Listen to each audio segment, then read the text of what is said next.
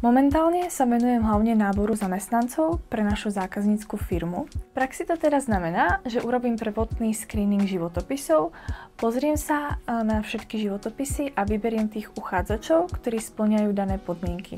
Napríklad majú dostatočné jazykové znalosti, prípadne skúsenosti a posuniem ďalej tie, ktoré spĺňajú tieto kritéria. V ďalšom kroku voláme vybraným uchádzačom a zistíme o nich viac informácií.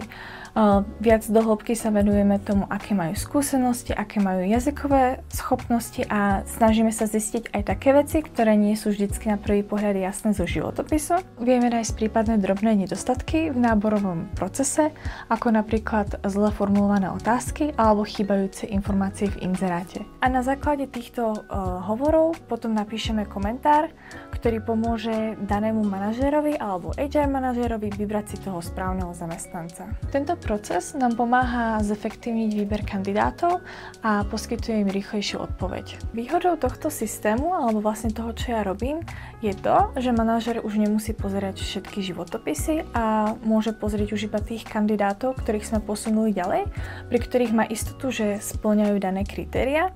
To znamená, že vlastne manažerovi to šetrí čas a výrazne mu to uľahčuje prácu a má možnosť sústrediť sa naozaj na tých kandidátov, ktorí spĺňajú požadované podmienky.